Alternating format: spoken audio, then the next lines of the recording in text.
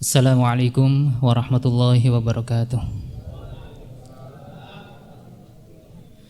Alhamdulillahirabbil alamin alladzi bi ni'matihi tatimmus shalihat wa tatanazzalul khairat wal barakat wa tatahaqqaqul maqasid wal ghayat alladzi hadana li hadza wa ma kunna linahtadiya laula an hadanallah.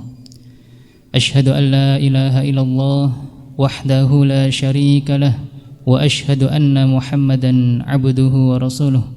Allahumma salli ala Muhammad wa ala alihi wa ashabihi wa man tabi'ahum bi ihsanin ila yaumiddin, amma ba'd.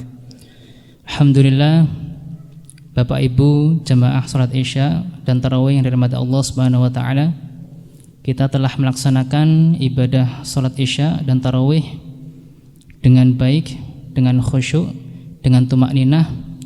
Semua ini tentu karena nikmat dari Allah Subhanahu wa taala. Tanpa ada nikmat dari Allah Subhanahu wa taala, belum tentu kita melangkah ke masjid ini untuk melaksanakan ibadah kepada Allah Subhanahu wa taala. Oleh karenanya, dengan nikmat yang Allah berikan kepada kita ini, marilah kita perbanyak dengan syukur. Perbanyak syukur dengan al-amru bil ma'ruf, mengerjakan yang baik-baik, mengerjakan yang Allah perintahkan, wan nahyu 'anil munkar, dan juga mencegah dari segala yang dilarang oleh Allah Subhanahu wa taala. Itu salah satu bentuk syukur kita kepada Allah Subhanahu wa taala. Dan salawat serta salam semoga tetap tercurahkan kepada junjungan kita Nabi Agung, Nabi besar Muhammad sallallahu alaihi wasallam. Beliau yang sangat berjasa untuk agama ini. Beliau berkorban dengan harta, jiwa, dan raganya untuk membela agama Allah Subhanahu wa taala dengan menegakkan satu kalimat, yaitu kalimat tauhid la ilaha illallah. Kalimat ini sangat sakral. Kenapa? Karena dengan kalimat ini orang yang sebelumnya banyak dosa, berlumpuran dosa, hanya dengan mengucapkan kalimat tauhid ini mereka diampuni dosa-dosanya oleh Allah Subhanahu wa taala. Makanya kalimat ini sebuah kalimat yang sakral. Ya. Hadirin jamaah salat Isya dan tarawih yang dirahmati Allah Subhanahu wa taala. Bulan Ramadan biasa disebut dengan bulan puasa atau syahrus siyam. Sebagaimana firman Allah Subhanahu wa taala, kutiba alaikumus siyam kama kutiba alal ladzina min qablikum la'allakum tattaqun. Tapi ada juga nama lain daripada bulan Ramadan, yaitu Syahrul Qiyam. Syahrul Qiyam, bulan melaksanakan berdiri, melaksanakan ibadah sholat malam. Dalam hal ini ada dua hadis yang berkaitan, Bapak Ibu sekalian. Hanya berbeda menggunakan kalimat soma dan juga koma. Soma siyam puasa, koma qiyam berdiri. Dua hadis ini sahih, sama-sama sahih. Ada di dalam kitab Sahih Muslim. Bunyinya adalah man shoma Ramadan imanan wahtisaban ghufira lahu ma taqaddama min dzambi. Barang siapa yang berpuasa dengan penuh keimanan dan mengharap pahala ridha Allah Subhanahu wa taala, maka diampuni dosa-dosa yang telah lalu. Jadi seakan-akan bulan Ramadan ini bulan yang Allah limpahkan segala rahmat, segala nikmat. Kita hanya puasa dari pagi sampai malam, kemudian dengan pengharapan ridho pahala dari Allah, dengan penuh keimanan, maka dosa-dosa kita yang telah lalu diampuni oleh Allah Subhanahu wa taala. Maka ini sangat penting untuk kita jaga sekali. Namun tidak kalah penting juga ketika ada sebuah hadis yang semisal, redaksinya mirip. Man qoma Ramadhana imanan wahtisaban ghufira lahu ma taqaddama min dzambi. Barang siapa yang berdiri melaksanakan sholat malam dengan penuh keimanan dan pengharapan pahala ridha Allah Subhanahu wa taala, ghufira lahu ma taqaddama min dzambi, mendapatkan pahala dan juga diampuni dosa-dosanya oleh Allah Subhanahu wa taala, dosa-dosa yang telah lalu itu. Dua hadis ini mirip. Artinya apa? Ternyata sholat malam yang kita tunaikan ini terlepas dari perbedaan para ulama, apakah yang dimaksud sholat malam itu sholat tarawih yang saat ini kita lakukan, atau sholat malam di malam hari setelah kita tidur.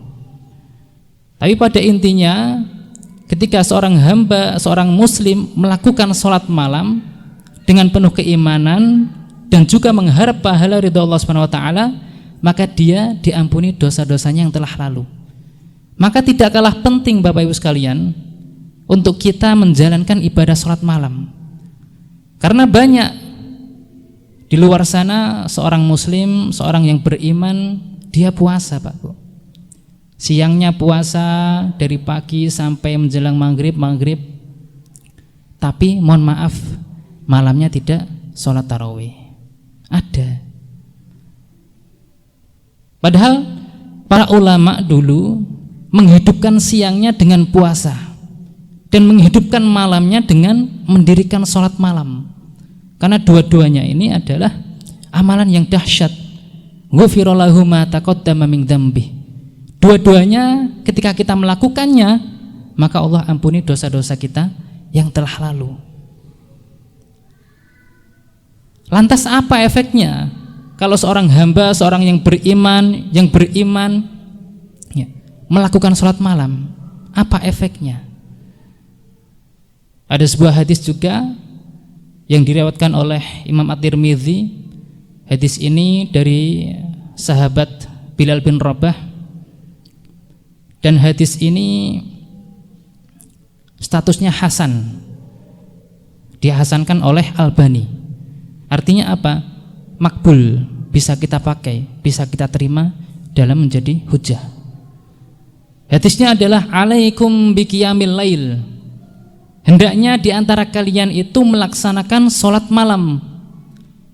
Fa innahu dzabus sholihin qablakum. Karena itu sholat malam itu kebiasaan orang-orang soleh sebelum kalian. Nah ternyata Bapak Ibu sekalian, umat-umatnya Nabi Muhammad, orang-orang soleh, para ulama itu kebiasaannya melaksanakan sholat malam. Begitu juga ulama atau orang-orang soleh pada zamannya sebelum Nabi Muhammad, zamannya Nabi Isa, zamannya Nabi Musa, zamannya Nabi Ibrahim. Orang-orang solehnya juga menegakkan sholat malam, terlepas bagaimana cara mereka melaksanakan sholatnya. Tapi mereka menyendiri beribadah, bermunajat kepada Allah Subhanahu wa taala di tengah malam. Wa fa innahu dzabus sholihin qablakum. Itulah kebiasaan orang-orang soleh sebelum kalian.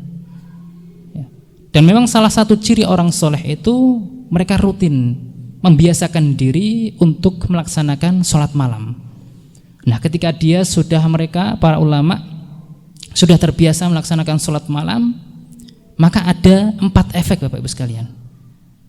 Efek yang terjadi ketika seseorang gemar melaksanakan sholat malam. Yang pertama, kita teruskan hadisnya, fahuwa qurbatun ila rabbikum, dalam rangka mendekatkan diri kepada Allah Subhanahu wa taala. Maka orang yang terbiasa sholat malam dengan sendirinya dia akan dekat, merasa dekat dengan Allah Subhanahu wa taala. Bisa kita bayangkan orang-orang di jam 1 pagi, jam 2 pagi, jam 3 pagi tidur nyenyak, pulas, tapi ada orang yang rela bangun dan bermunajat, berdua-duaan dengan Allah Subhanahu wa taala. Maka itu bentuk dia mendekatkan diri kepada Allah Subhanahu wa taala tanpa ada yang melihat seorang pun. Ya. Kemudian yang kedua, mukaffiratul lisayyi'at, bisa menghapuskan dosa-dosa yang telah kita lakukan. Sebagaimana firman Allah, innal hasanati yudhibnas sayyi'at. Sesungguhnya kebaikan-kebaikan yang kita lakukan itu dapat menghapus dosa-dosa yang telah kita lakukan. Maka tidak rugi Bapak Ibu sekalian ketika kita melaksanakan sholat malam itu sebagai bentuk usaha kita untuk menghapus dosa-dosa kita yang telah kita lakukan di pagi, siang, sampai sorenya itu. Kemudian juga yang ketiga adalah minhatun wa minhatun anil ithmi, menjaga dirinya dari perbuatan dosa. Bisa kita bayangkan di tengah malam dalam keadaan sendiri, tidak ada yang melihat, namun dia suka beribadah kepada Allah. Biasanya Bapak Ibu sekalian, orang yang sukanya sendiri itu gampang digoda oleh setan. Gampang. Setan itu akan gampang menggoda orang yang sendiri daripada orang yang bersama-sama, yang jamaah. Maka kalau ada seorang yang beriman, dia sendiri tapi tidak melakukan kemaksiatan dan justru melakukan kebaikan ibadah kepada Allah Subhanahu wa taala, maka itu luar biasa. Dan tirakat menjaga sholat malam itu akan menghasilkan dampak yang baik. Dia akan terjaga untuk tidak melakukan kemaksiatan, dosa-dosa kepada Allah Subhanahu wa taala. Karena dia sudah terbiasa dalam keadaan sendiri, dia sudah mampu menjaga dirinya untuk tidak melakukan perbuatan dosa tersebut. Maka apalagi ketika berjamaah, maka bisa mengajak yang lain untuk melakukan kebaikan. Kemudian efek yang keempat adalah mutradatun lidain anil jasad, menjaga dirinya dari penyakit-penyakit, ya. Tubuhnya terjauh dari penyakit, ya. Karena menegakkan sholat malam, bahwa setiap pagi dini hari itu udara sangat sejuk, dan ketika seseorang bangun beraktivitas, maka itu akan memberikan dampak yang berbeda pada tubuhnya. Jadi dengan melaksanakan sholat malam itu setidaknya ada 4 hal tadi yang bisa berefek pada seseorang.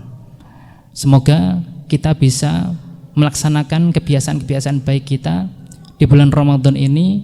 Wabil khusus setelah Ramadan kita juga mampu menjaga sholat malam kita, bermunajat kepada Allah Subhanahu wa taala di tengah kesunyian tatkala seseorang banyak tertidur lelap. Barakallahu fikum. Wassalamualaikum warahmatullahi wabarakatuh. Mari sholat witir.